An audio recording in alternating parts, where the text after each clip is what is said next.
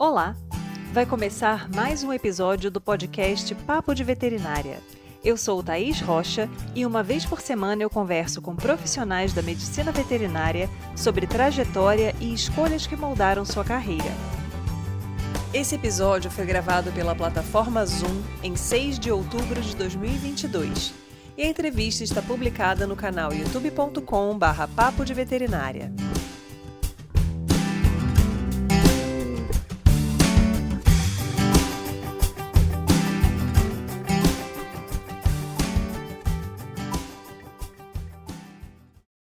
Uma das áreas que o público geral tem maior dificuldade em entender o papel do médico veterinário é na inspeção e tecnologia de produtos de origem animal, especialmente considerando a área específica de laboratório de qualidade.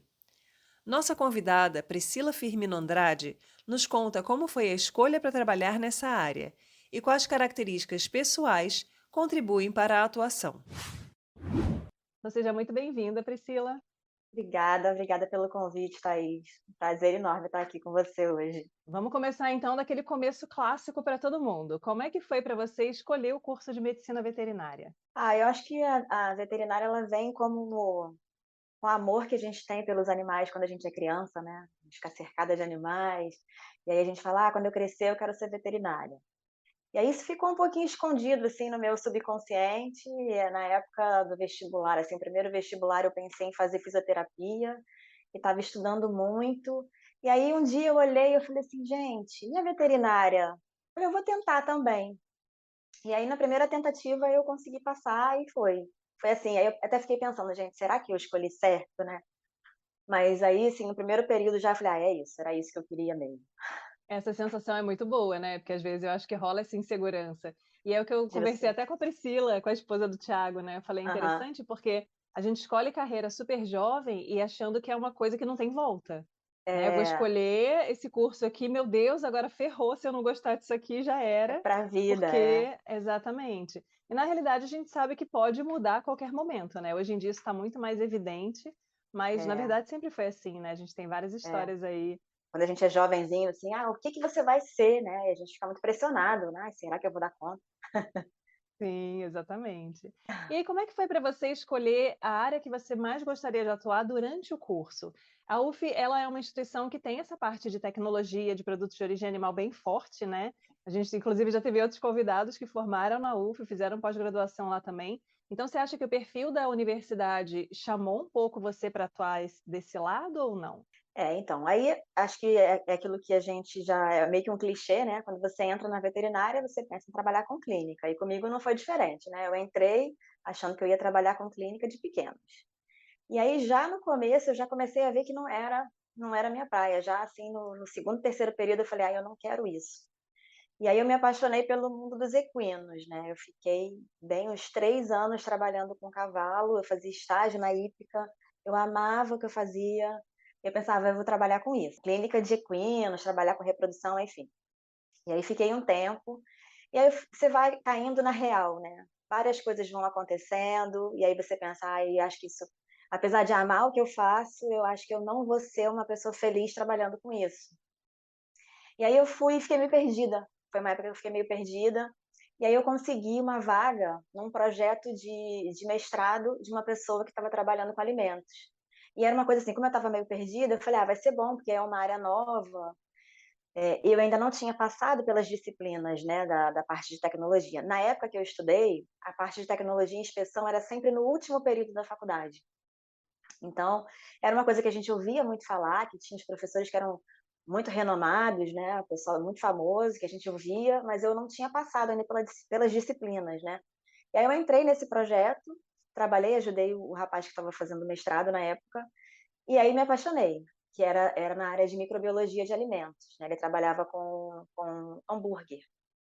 E aí eu fui trabalhar, ajudar ele nessa parte de microbiologia, e aí me apaixonei. E aí de lá eu não saí mais, né, e fiquei dentro do laboratório de microbiologia, depois eu fui ajudar num outro projeto, até que a gente chegou no finalmente no último período da faculdade, e aí foi aquele êxtase, é isso mesmo, né, não só a microbiologia, como a tecnologia, a inspeção, e aí foi um amor, assim, caso de amor. E você acha que tem alguma característica sua que, de repente, se você parar para pensar, né, em retrospecto ali, já poderia ter te direcionado mais precocemente para essa área ou não?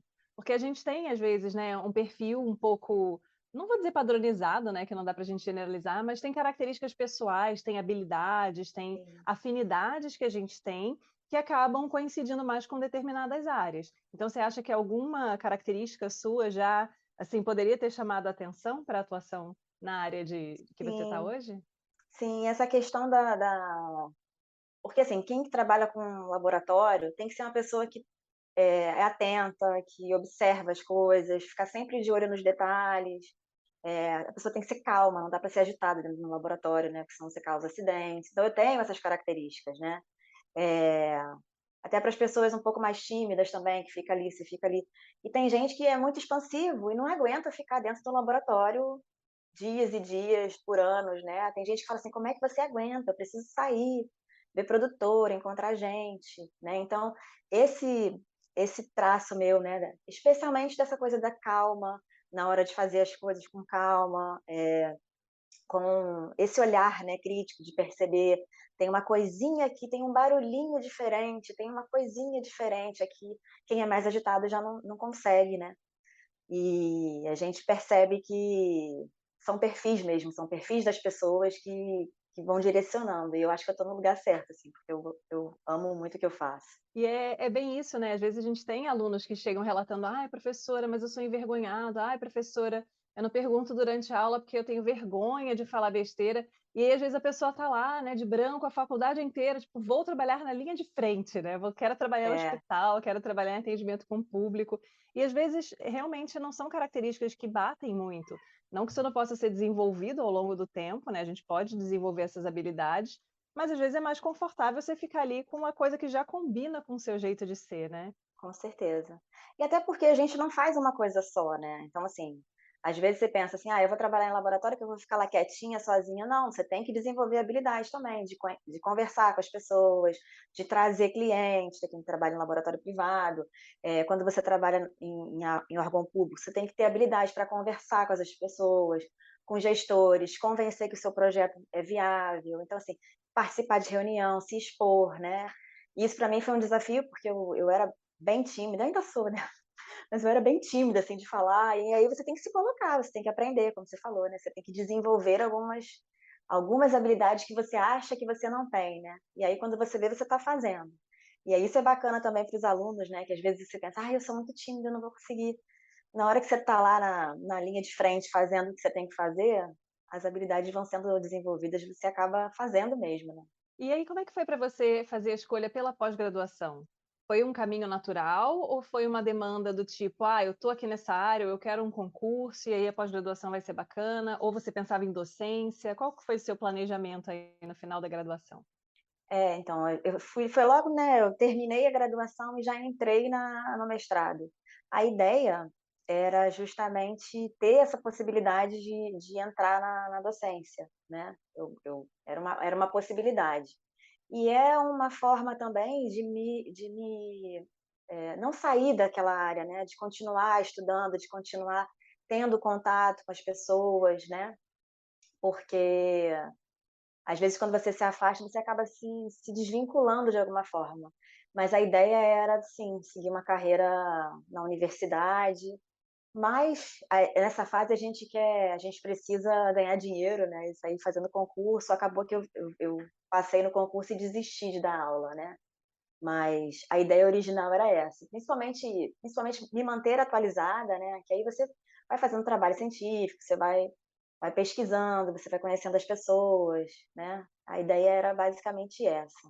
E aí você acha que esse gosto que você já tinha pela pesquisa, pela busca de soluções, também foi um trunfo aí interessante na hora que você entrou para trabalhar numa instituição, pública? Ah, com certeza. A princípio, assim, isso conta no currículo, né, mas depois que você entra, principalmente, você com esse tipo de mentalidade, você consegue, olhar a determinadas coisas com um foco diferente do que quem não tem essa experiência, né. Então, às vezes, você consegue fazer parceria, às vezes você fala: "Ah, vou fazer uma palestra aqui", aí você consegue. trazer um produtor difícil para perto de você, porque antes de trabalhar em laboratório eu trabalhei na área de inspeção e depois um pouquinho na área de defesa também, né. Então você tem que ter esse jogo de cintura, de olhar, de identificar determinadas possibilidades. Às vezes você tem dados, por exemplo, a instituição que eu trabalho, a gente tem um monte de dado que não são trabalhados, né. A gente pode pegar, fazer parceria, divulgar o nosso estado, divulgar as ações que o órgão faz, que muita gente às vezes nem sabe. "Ah, tem um laboratório no IDAF? Eu não sabia". Então, assim, a gente começar a divulgar, levar esses dados, né, isso é bacana. E aí, passando nesse concurso, como é que foi para você? Porque às vezes você passa num concurso que já tem um direcionamento para a área que você vai se inserir, atuar, e às vezes é aquela surpresinha, né? Você vai entrar e aí você vai ser alocada onde precisa de gente. E aí você pode passar por áreas Exatamente. diferentes, que às vezes você não tem aquela vivência. E aí, Aham. como é que foi isso para você? Como é que foi a sua experiência? É, foi complicado, né, porque eu sou pelo sotaque dá pra ver, né, eu sou carioca, né, e chegar aqui, a gente pensava: "Ah, vamos ficar talvez, né, no meio do estado". Só que todas as vagas na época quando eu fiz foi o primeiro concurso do IDAF, em 2006. E aí nós fomos eram 20 vagas, e todas as 20 vagas eram para o norte, bem ao norte do estado. E aí, dá aquele primeiro baque, né, que você pensa: "Nossa, é longe", mas tudo bem, vamos lá. E aí você encara a realidade, porque você imagina: "Ah, eu tenho experiência com determinadas coisas", mas é como você falou, o órgão precisa, de pessoas em tais e tais municípios. E dependendo do município, cada um tem uma característica mais forte, né. Então, por exemplo, lá no norte é muito forte a área de pecuária. Então, assim, os trabalhos mais ou menos não, eram praticamente todos voltados para gado, especialmente gado de corte, né. E aí você fica meio, né, "Poxa, não era bem isso que eu queria". Acabou que, quando eu cheguei, eu ainda tive a oportunidade de escolher entre a defesa e a inspeção. E a colega que passou comigo para o local, né, para o município que nós fomos lotadas, ela tinha pavor de frigorífico, né, então eu falei: "Tudo bem, eu vou". Então eu já tinha experiência por conta da vivência que eu tinha com o mestrado, né, embora a minha área fosse mais laboratorial, eu tinha o conhecimento técnico, eu falei: "Não, é mais fácil para mim, eu vou", né. Então eu fiquei um tempo trabalhando com inspeção, num frigorífico de bovinos, e aí você vai trabalhando aí, às vezes cobre férias de um, cobre férias de outro, eu ficava em vários frigoríficos ali naquela região. Aí depois de um tempo eu fui para defesa, que foi uma época mais complicada, assim, e é bem difícil, você tá fazendo um negócio que você não está preparado, e é uma coisa que você não tem afinidade, né, então é um pouco mais complicado, até que apareceu a oportunidade de ir para o laboratório, né, aí foi o céu, né. E aí, eu acho que é interessante a gente falar sobre, né, porque às vezes as pessoas têm o desejo, por exemplo, de entrar numa instituição pública para trabalhar, pela estabilidade, pela segurança, e não pensam muito na parte laboral, né, o que é a atividade que eu vou ter que desempenhar, será que eu vou conseguir me inserir em algo que eu gosto, será que eu vou ter que trabalhar o resto da vida com negócio que eu não tenho muita afinidade, ou vou ficar trocando toda hora de lugar, de setor. É. Então como é que é essa dinâmica dentro do IDAF, as coisas se mantêm mais ou menos da mesma forma, ou é aquela coisa de a cada ciclo muda um pouco, né, a maneira como os profissionais que entram nos concursos se inserem na instituição, enfim, como é que funciona isso? Quando eu entrei, né, foi o primeiro concurso, então foi uma fase muito difícil, porque a maioria das pessoas que trabalhavam, os veterinários e os agrônomos, a maioria absoluta eram DTs que a gente fala, né, designação temporária. Então eles tinham muito medo, algumas ações mais enérgicas, por conta dessa coisa, né, a qualquer momento eu posso ser demitido. Então a nossa fase foi uma fase de transição, que nós entramos com após essa fase de estágio probatório, né, a gente teria estabilidade, então era mais fácil para a gente fazer o serviço conforme era necessário. Só que a instituição ainda tinha a mentalidade dessa coisa da canetada, né, você tem que fazer. Então foi um período de muito embate, foi bem complicado. E aí o que que como as pessoas não podiam ser demitidas, eles, faziam dança das cadeiras. Então a gente todo dia eu me lembro bem, todo dia chegava, a primeira coisa que eu fazia quando chegava no escritório, olhar o diário oficial. E sempre tinha uma surpresinha, alguém foi transferido para algum lugar diferente. Isso mexe com o psicológico da pessoa, né, você se estrutura num lugar e aí quando você vê, você tem que mudar a vida toda, né, por conta disso.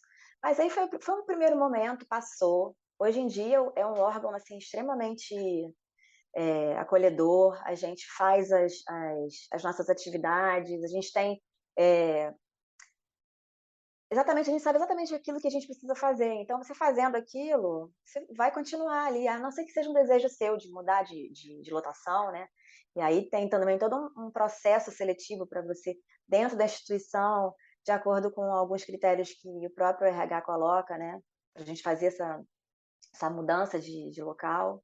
Então hoje em dia é bem tranquilo, mas, às vezes as pessoas, como você falou, as pessoas não têm muita noção, aí quando chega vai cair numa área que não gosta e aí fica meio assim, né, fica meio tem muita gente que desiste por conta disso, não vou ser feliz aqui, vou embora.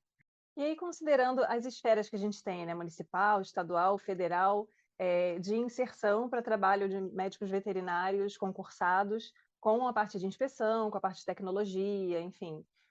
Você acha que o IDAF é um órgão bacana para trabalhar? Porque a gente tem, às vezes, uma discrepância muito grande em termos de remuneração, né? E aí, às vezes, a gente durante o curso não fala muito sobre, fica aquela coisa muito na esfera de: "Ai, o meu amor pelo trabalho", É, e se você trabalhar com amor, né, não vai ser trabalho na verdade, vai ser um grande prazer, e aí chega o boleto no final do mês e você fica assim, né, né, opa. então, a questão, assim, de desenvolvimento de carreira, né, de progressão, como é que funciona isso aí?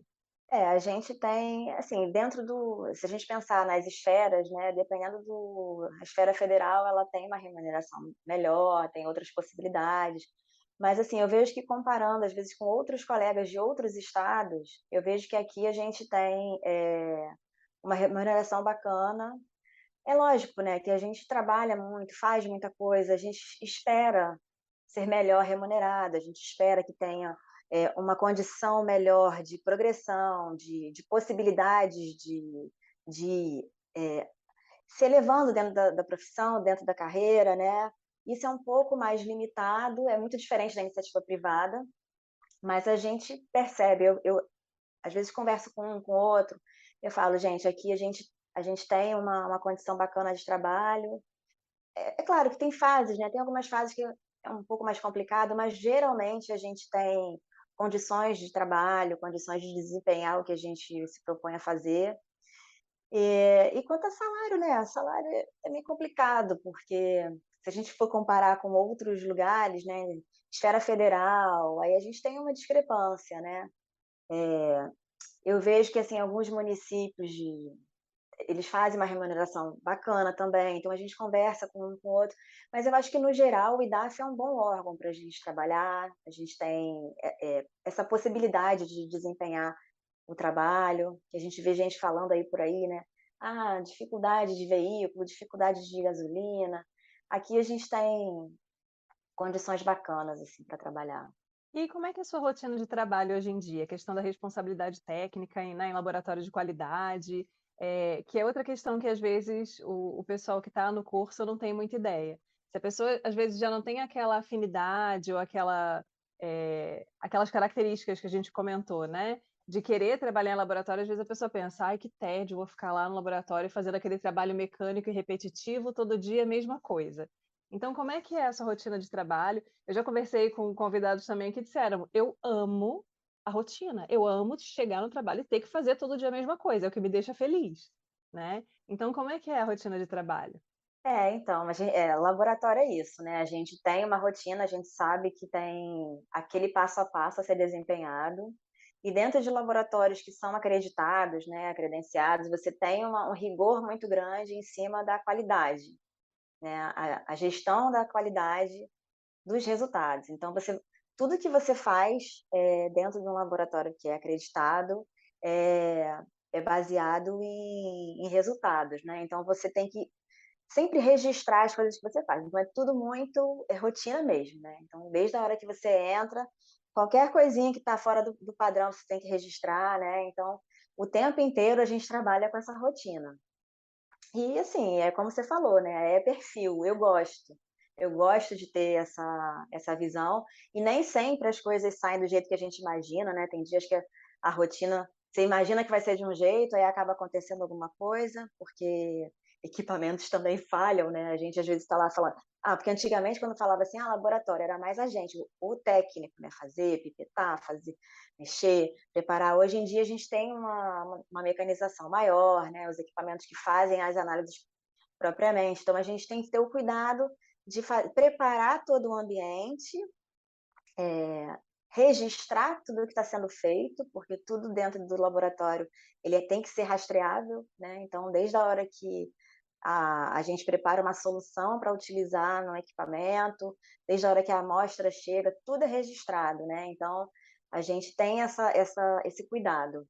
E no desempenhar mesmo da análise, geralmente os laboratórios hoje em dia são todos com equipamentos de ponta, então a gente tem que cuidar para que aqueles equipamentos estejam em boas condições de uso, né, então eu tenho que, no meu dia a dia, além de fazer toda a rotina, a gente tem que, registrar todo esse cuidado que é feito, né, o equipamento, para ele ser liberado para uso, ele passa por uma série de checagens, então a gente registra tudo isso, né, se tem algum desvio a gente tem que cuidar, então é isso, é basicamente essa rotina e como você falou, eu adoro.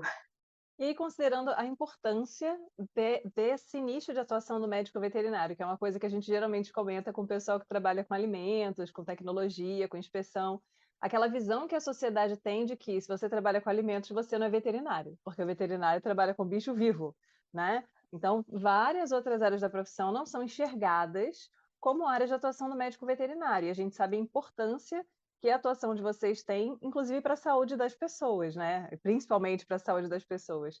Então, como é que foi para você passar por esse olhar julgador de: "Nossa, mas é com isso que você trabalha?", né, e entender a relevância do trabalho que você desempenha? Chega a ser engraçado, né, eu lembro que na época que graduação, no final da graduação, quando eu descobri essa coisa: "Ah, é isso que eu quero, vou trabalhar com isso". E aí você corre atrás de estágio, você faz um monte de coisa, você quer conhecer os lugares, você quer visitar. E aí eu lembro que eu fui fazer um estágio numa queijaria, lá em Friburgo, que tinha aí você tinha toda a parte de produção, né, então eu ia ver a inspeção, que na hora que o leite chega, depois eu ia ver a parte de tecnologia, e aí estava tendo um curso, né, paralelo com pessoas, né, de fora, assim. E aí, o dono do estabelecimento me convidou para fazer o curso. Aproveita que você está aqui e faz o curso". E aí as pessoas: "Ah, mas você é o quê?". Aí todo mundo, né, super interessado em saber o que que eu estava fazendo ali, né. Aí eu: "Ah, não, porque eu faço veterinária". "Veterinária? Mas o que que você está fazendo aqui?". Aí começavam a me dar conselhos: "Por que que você não vai no curso de nutrição? No laboratório tal de bromatologia, eles têm um serviço muito bom". Aí você vai desenvolvendo, né, o discurso para falar: "Não, o médico veterinário atua nessa área". "Nossa, que legal, eu não sabia". Aí no começo eu gastava um tempo explicando, né, e muita gente julgava, tipo: "Ah, tá, é isso que você vai fazer? Nossa, eu achei que você ia trabalhar como veterinária mesmo, você resolveu trabalhar com isso?". Ou então era assim: "Nossa, eu achava que você fazia veterinária, você mudou de área?", né, e aquilo vai no começo você vai ficando meio irritado, né, mas depois você acostuma, né, e aí eu desenvolvi esse método, eu começava a explicar: "Não, o médico veterinário atua nisso, a importância por isso". "Nossa, que legal". E aí até hoje em dia, de vez em quando, tem pessoas que se deparam com situações, né, e me ligam: "Priscila, olha, eu vi tal coisa, o que será? O que que pode ser?". Né, outro dia uma amiga estava falando que comprou uma carne suína, e aí na hora que ela abriu subiu um cheiro e tal, mas era inspecionado, porque eu comecei a ensinar, né, nossa, tem que olhar o selo de inspeção, só compra carne inspecionada, aí você vai, né, e as pessoas vão: "Nossa, é bacana, não sabia que o veterinário trabalhava com isso", né. Depois o pessoal acostuma. Mas você passou por alguma fase de um conflito interno, assim, de tipo: "Nossa, será?". Porque, né, porque existe um pouco dessa coisa, né, como a gente entra no curso muito jovem, a gente tem muito essa coisa do olhar do outro sobre o que a gente está fazendo. E aí esse julgamento de: "Ai, nossa, mas essa área", né, e é bem comum, assim, eu que fui para a área de grandes animais, passei anos da minha vida recebendo ligações da família: "Meu cachorro está doente. Ai, por que que você não vai arrumar esse trabalho aqui? Ó, a feirinha, por que que você não abre um pet shop?". E eu falo: "Gente, eu gosto de Não. vaca, eu gosto de cavalo, eu não quero trabalhar com isso". Tipo assim, entenda, né, que é a escolha que eu fiz. E aí a gente fica, e assim, eu fiquei pelo menos um pouco nesse conflito, tipo assim: "Ai, que saco", né. E isso considerando que eu fui trabalhar diretamente com animais, assim, então, para a pessoa que vai para uma área, né, de laboratório, que as pessoas não conseguem ver o que É, você está fazendo ali, entender a relação, porque a pessoa não cursou veterinária, ela não sabe, né, não tudo o que a sabe. gente passa durante o curso para pegar o diploma lá no final. Então, você chegou a passar por algum momento, você falou assim: "Ai, será que é essa Eu profissão ti mesmo?" como eu estava falando sobre, o começo, né, eu cheguei a questionar quando eu decidi sair dessa área de equinos, né, eu fiz estágio na Hípica do Rio por quase 3 anos. E aí já fazia vários trabalhos com eles, sempre que tinha evento eles me chamavam, eu amava. Só que eu comecei a ver como que eram os bastidores, quando o veterinário novo se inseria no meio, a dificuldade que era, a dificuldade de lidar com as pessoas, né, dentro desse mundo. E eu vi que eu ia ter problema, aí eu resolvi sair. Só que e aí foi uma fase de conflito mesmo. Será que eu estou no lugar certo, né? Será que é isso mesmo? Porque até então eu não conhecia essa área. E aí eu falei: "Eu não quero fazer clínica de pequenos, não quero trabalhar com equinos, o que que eu vou fazer, né?". E aí quando apareceu essa área de alimentos na minha vida, eu me apaixonei e, assim, depois disso não importava o que as pessoas falavam, até em casa mesmo. Minha mãe falava: "Ah, minha filha, mas é isso que você quer fazer, né?", tipo assim: "Ai não, você estava fazendo veterinária? Eu achei que você ia ser a doutora dos bichos, né, e agora você está dizendo que vai trabalhar com carne, com, né". E aí só que eu estava tão empolgada com aquilo que eu não me importava. E aí depois eu acho que eu passava tanta paixão por aquilo que as pessoas começaram a gostar até. E aí vinham me procurar, tirar dúvida, eu achava interessante. Porque às vezes a gente vê, assim, colegas, né, que os pais não estão nem aí. Fala: "Pai, tem que comprar carne inspecionada", aí o pai vai lá, compra aquela carne na feira, aí chega: "Ai, meu pai não me ouve". Lá em casa não, as pessoas, e os meus pais me procuravam para saber: "Priscila, olha isso aqui, essa embalagem aqui, eu vi, olha, o selo de inspeção é assim que eu tenho que procurar?". Eu achava bonitinho, né, então eu ficava pensando: "Gente, eu acho que eu passo tanta paixão pelo que eu estou fazendo agora que as pessoas estão curtindo". E mesmo nessa fase julgadora eu não ligava não me importava, porque eu sabia foi aquela coisa assim do encontro, é isso que eu quero fazer, né. E quando eu passei no concurso foi uma fase conflitante, assim, foi uma fase que para mim foi bem difícil. Quando eu caí na área de defesa sanitária, foi muito difícil, porque eu falava: "Cara, isso não tem nada a ver comigo", né. E aí você fica entre a estabilidade do emprego público e aquilo que você gostaria de estar fazendo, né. Mas aí graças a Deus deu certo, assim, eu consegui vir para a área laboratorial de novo e aí foi perfeito. E aí, o que que você precisou abrir mão, coisas que foram às vezes, né, concessões que a gente tem que fazer, coisas que a gente tem que às vezes, reprogramar, né, para poder chegar no momento que você está hoje profissionalmente? Para mim acho que o principal foi essa questão da distância, né, de estar longe da minha família toda mora no Rio de Janeiro. E foi uma fase muito difícil, o começo, assim, sair do Rio para vir para o Espírito Santo sozinha, sem conhecer ninguém, foi bem complicado. Não conhecer ninguém não, que é um exagero, né, porque, assim, dentro do concurso tinham vários colegas meus de UF que passaram também, então a gente meio que se agrupou ali, um ajudava o outro, mas eu sentia muita falta da minha família, né, e assim, os 3 primeiros anos foram muito difíceis, eu ficava o tempo todo querendo ir embora, querendo desistir, porque eu sentia muita saudade, né, eu sou filha única, e aí era muito difícil. Aí devagar você vai se estabelecendo, você vai criando laços, né, depois eu tive filhos, casei, tive filhos, então você vai se estabelecendo. Então para mim acho que o mais difícil que eu tive que abrir mão foi esse convívio com a minha família, com os meus amigos, né. Mas em busca de algo que eu acreditava, né, então no fundo a gente sofre, a gente, né, nem sempre a gente pode estar presente em comemorações, né, "Ah, hoje é aniversário do seu tio", aí não tem como ir, né, mas aí determinadas coisas você consegue se programar, e depois de um tempo você se acostuma, né. Até hoje quando eu saio de lá, eu venho embora, o coração ainda aperta muito, né, mas são escolhas, a gente tem que fazer escolhas na vida, né. poderia ter ficado lá e abandonar a veterinária, por exemplo, porque dentro do estado do Rio de Janeiro é um pouco mais complicado de você conseguir, um trabalho, dentro do serviço público, né, como veterinário. Conheço várias pessoas que tentaram por anos e acabaram tendo que sair, né. Aí tem que sair primeiro para depois conseguir uma transferência, enfim. Então acho que basicamente para mim foi isso, essa questão da distância. E aí dentro da área que você trabalha, você comentou sobre a iniciativa privada também, que existem algumas diferenças interessantes quando a gente compara com a gestão com a parte pública, né. Você conseguiria dizer pra gente, assim, o que que são características importantes, às vezes até do próprio profissional, né, que está no mercado privado para conseguir um bom desenvolvimento de carreira, comparado com aquele que procura a estabilidade de um emprego público? Porque às vezes a gente tem, né, um pouco de vivência sobre fazer esse tipo de contraste, assim. E hoje em dia a gente percebe que, além do empreendedorismo, né, e de várias outras frentes aí que estão se abrindo dentro da medicina veterinária, existe uma visão um pouco diferenciada para o trabalho na iniciativa privada, diferente do que era provavelmente na nossa época de graduação, em que, né, procurar a estabilidade do emprego público era a meta acho que é da grande maioria das pessoas, né? E hoje em dia o perfil do jovem é diferente, as pessoas já têm uma outra pegada. Então você tem, assim, amigos, né, uma convivência para você poder traçar um paralelo entre essas 2 condições?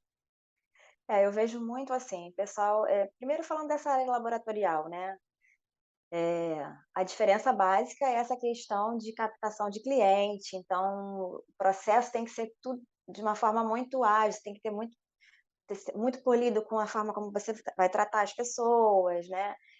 E na área do serviço público, a gente tem muita dificuldade com essa questão de aquisição de coisas, de insumos, de equipamento, de manutenção, porque a gente precisa passar por processos licitatórios, então é todo um trâmite que, dificulta um pouco, essa coisa de: "Vamos lá, vamos fazer, vamos abrir frente, vamos fazer mais análises, vamos ofertar mais escopos", né. No nosso caso do serviço público é um pouco mais complicado, é tudo mais lento, vamos dizer assim.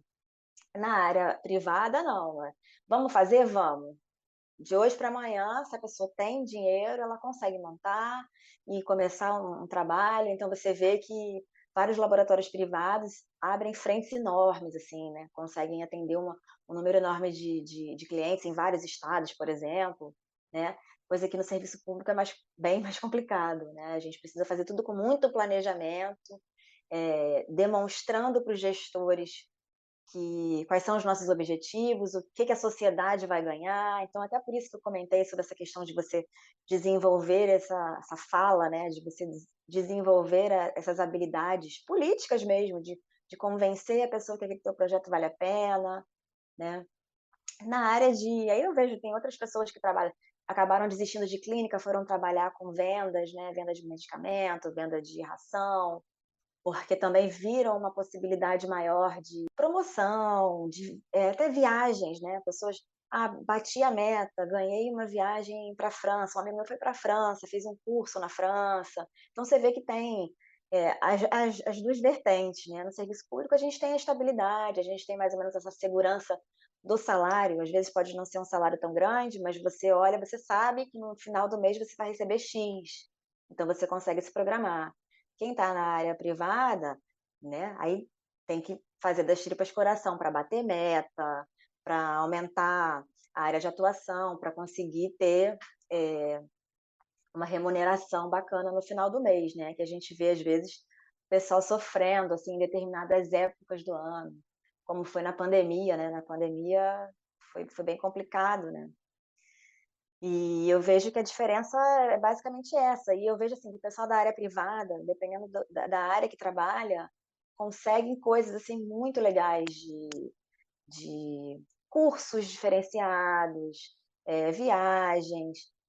Só que é aquilo, né, tem gente que vive viajando o tempo todo para atender cliente em outro lugar, não consegue ter um tempo maior em casa com a família, então sente falta. Então, a gente tem que pesar, né, e escolher qual o caminho que a gente vai seguir. É bem importante a pessoa conhecer o próprio perfil, né, e saber o que para ela é prioridade e o que não é. Às vezes a pessoa tem esse espírito mais como é que eu diria assim, desapegado, né, mais aventureiro, quer variedade, quer estar em lugares diferentes, quer estar rodando por aí. Às vezes isso muda com o passar do tempo, né, às vezes a gente vai ficando mais maduro, quer sossegar num canto. Às vezes a pessoa sempre teve o apego ao lugar, às pessoas, né, à estabilidade, então é bem importante as pessoas fazerem essa autoanálise e conseguirem entender o que que é prioritário para elas poderem fazer escolhas mais conscientes, não correr aquele risco de chegar, de repente passar num concurso ou entrar numa empresa privada e falar: "Gente, pelo amor de Deus, isso aqui não é para mim", né.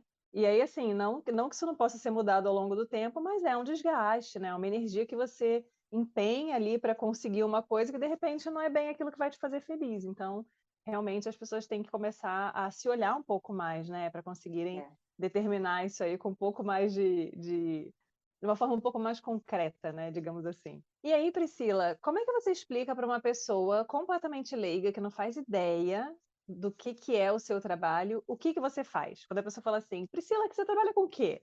Como é que você explica o seu trabalho para as pessoas? Então, o trabalho que a gente desenvolve lá no laboratório é basicamente de qualidade do leite cru, né. Então, todo o leite que vai ser processado no laticínio, né, e aí depois ele vai ser transformado nos produtos, manteiga, queijo, ele precisa passar por uma série de análises para a gente determinar a qualidade dele, se ele está apto ou não para o consumo, né. E a gente tem aquelas provas no próprio laticínio, né, aquelas provas diárias, né, só que dentro da legislação, a gente, o todo leite que é todo produtor, na verdade, né, ele precisa analisar o leite dele pelo menos uma vez por mês, dentro de um laboratório credenciado junto à RBQL. E aí o nosso trabalho é esse, analisar o leite daquele produtor que envia o leite para o laticínio. Então a gente vai avaliar a qualidade daquele leite, se ele está apto ou não. E aí é bacana também porque vários laticínios eles pagam por qualidade, né, então ele vai selecionando o produtor, esse produtor aqui ele está com leite com uma qualidade excelente, então ele paga mais a esse produtor por isso. Então, a análise laboratorial ela é fundamental não só para determinar, né, qual o trabalho que tem que ser desenvolvido com o produtor que tem um leite de uma qualidade ruim, para que aquilo ali seja descartado, não chegue a ser utilizado no laticínio, e também para melhorar, né, as condições daquela ordenha ou daquele estabelecimento, a sanidade, né, a questão de vacinação. A gente tem uma série de coisas que podem ser extraídas a partir da análise que a gente faz, né. Então, pelo menos uma vez por mês, o leite tem que ser analisado para poder, indicar qual é o tipo de trabalho que vai ser utilizado ali, e se aquele leite tem qualidade ou não. E é bacana porque a qualidade do leite ela está em várias esferas, né, a gente tem a parte microbiológica, né, a presença ali de micro-organismos, de vacas que estão doentes, a gente tem resíduo de antibiótico, a gente tem outras substâncias que às vezes são adicionadas ao leite, então vira e mexe na mídia, acho que já tem um tempo que isso não pipoca, assim, de forma tão evidente, mas teve a época do formol no leite, teve a época, né, de componentes diversos ali sendo misturados ao leite, então o trabalho de vocês é super importante, né, para garantir essa segurança para o consumidor. Porque na hora que você pega a sua caixinha lá de leite no mercado, abre lá e joga no copo, se tiver tudo branco, né, não tiver um cheiro estranho, né, a bactéria não vai dar oi para você, enfim, né, todas as alterações possíveis ali não vão, né, chegar É sinalizando o que isso. estão acontecendo, então É bem isso. E aí é importante a gente ter essa consciência, né, de que porque esses escândalos que acontecem, né, aí as pessoas ficam meio "Ah, não tomo mais leite porque o leite tem formol", né. E aí é bacana a gente fazer essa divulgação, né, que todo leite é analisado e que o laticínio ele tem a responsabilidade de fazer esse trabalho junto ao produtor, se identifica algum problema, eles vão fazer esse trabalho junto ao produtor para que aquele leite seja utilizado, que o leite que vai ser utilizado é de qualidade, né. E como você falou, a gente identifica várias possibilidades ali, né, desde uma mastite, até uma contaminação elevada com bactérias, enfim, coisas que a gente, eh, observa, né, que tem muito trabalho para ser feito ainda, mas a gente vê que o caminho está sendo aberto, que as pessoas estão procurando, que estão procurando de se desenvolver, né, trazer um leite de melhor qualidade para ofertar para a população. E Priscila, o que que você diria hoje, depois de tudo que você já passou profissionalmente, de tudo que você já progrediu, de tudo que você já conquistou, para a Priscila que estava entrando lá na graduação? Aquela que entrou achando que ia trabalhar com clínica de pequenos animais. O que que você teria para dizer para ela? Eu teria a dizer para ela para fazer mais networking, conhecer gente, conversar, fazer estágio, aproveitar esse tempo na universidade, conversar com o professor, se enfiar em projeto, fazer monitoria, porque às vezes a gente entra e não tem muita noção do que pode fazer, porque quanto mais cedo você identifica qual a área que você quer trabalhar, mais contato você tem com pessoas que podem te ajudar na frente, te ajudar de várias formas, né, te ajudar com conhecimento, com uma indicação de curso, enfim. No meu caso, eu já fui identificar um pouco mais para frente, mas eu ainda tive tempo de fazer esse networking, né. Mas eu vejo que muita gente, eu lembro que no último período, um professor levou a gente para fazer uma visita na UFMG. Aí a gente conheceu algumas indústrias em Minas, naquela região ali, fomos em várias indústrias conhecer. Era um professor de tecnologia de carnes. E aí ele organizava essa viagem para a gente conhecer outros estabelecimentos e aproveitamos para ir na UFMG. Eu lembro que tinha uma colega minha que ela chorava, porque ela viu a estrutura da clínica da universidade, né, o quanto que as pessoas aprendiam ali no dia a dia fazendo estágio na clínica da UFMG. E ela falava: eu fiquei naquele mundinho ali, né, ela fazia estágio numa clínica de pequenos animais, assim, privada, então a rotina era muito pouca, né, e aí ela chorava. Então, assim, o conselho que eu tenho é esse: vai conhecer gente, vai fazer estágio, vai procurar instituições, vai fazer parceria, já começa a pensar, se você pensa em carreira acadêmica, já começa a escrever artigos, já começa a produzir, porque isso faz muita diferença, né, para a nossa vida, para a nossa formação mesmo, né, que na hora que você cai no mercado de trabalho, nem sempre é para fazer aquilo que a gente imaginava que ia fazer. Então qualquer conhecimento que você tenha é de muita importância nesse momento, né, até para a gente saber, ter mais, postura, ter mais confiança no que está fazendo, né. Acho que era isso que eu diria para Priscila que estava entrando lá na graduação.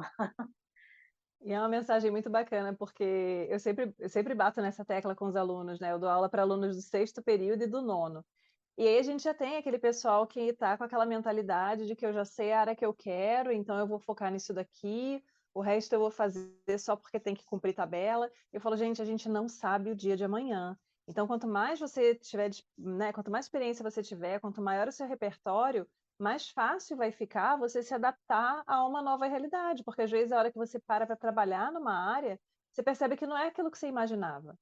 E principalmente as disciplinas que a gente tem contato no final do curso, às vezes você nem tem ideia que aquilo existe, ou que você teria É, afinidade por aquela área, ou então você tem toda uma imagem deturpada do que é o trabalho efetivamente ali, e aí quando você chega você fala: "Nossa, não era isso", né.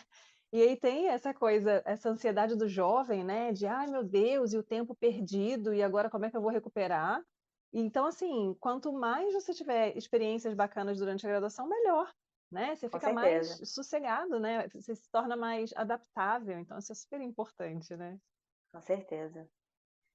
E aí, Priscila, o que que você diria para como sugestão, né, o que que você daria como sugestão para os alunos que estão na graduação, que às vezes já têm uma afinidade por essa área, em termos, às vezes, de formação complementar, né, além das atividades que a própria universidade geralmente oferece, você acha que é bacana, né, como você deu o exemplo da sua amiga da clínica, né, encontrar novas realidades, visitar lugares diferentes, ver formas diferentes de fazer aquele mesmo tipo de trabalho. O que que você teria para sugerir para o pessoal que tem afinidade pela sua área?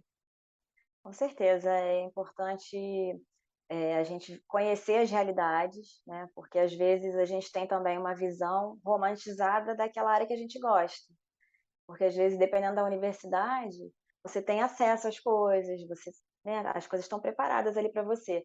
E quando você chega, por exemplo, num serviço público, depara com algum tipo de realidade, às vezes falta insumo, às vezes você suspende um escopo porque o equipamento parou, e aí depende da licitação. Então, assim, é interessante você, eh, ter essa visão da realidade mesmo. Então, assim, conhecer outros lugares, fazer estágio.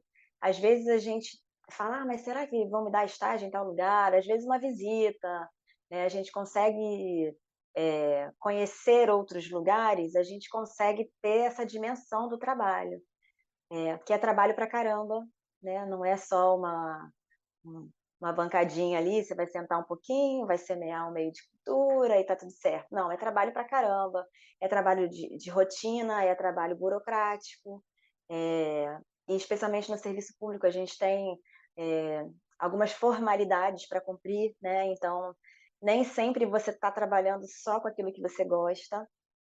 Às vezes você olha assim: "Nossa, eu tô há mais tempo fazendo papel burocrático aqui do que efetivamente na bancada fazendo análise", né. Então é interessante da pessoa ter essa noção e vai ter essa noção vendo, né, conhecendo outros lugares. Nem sempre é fácil conseguir esses estágios, né, dentro da área de laboratorial, às vezes é uma coisa mais difícil, mas quem tiver a oportunidade, eu acho que é o mais interessante a fazer mesmo, conhecer a realidade como ela é, porque às vezes você tem essa ideia romantizada, e quando chega na realidade: "Pô, mas não era isso que eu queria", né. Às vezes também tem isso, né, tipo: "Ai, eu vou ficar mais tempo aqui fazendo trabalho burocrático do que trabalho na bancada, então também não quero não", né, é interessante a gente ter essa visão, né.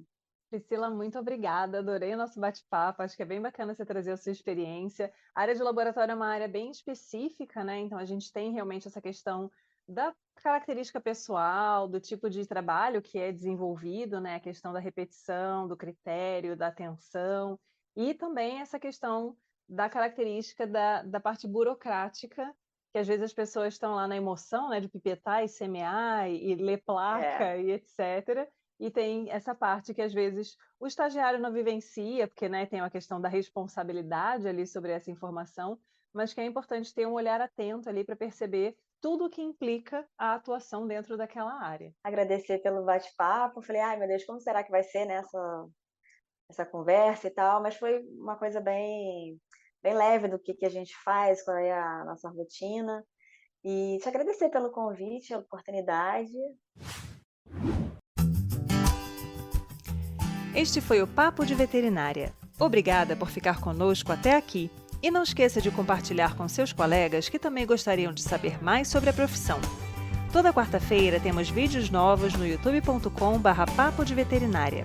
E às segundas-feiras estarei aqui com vocês para mais um episódio. Até lá!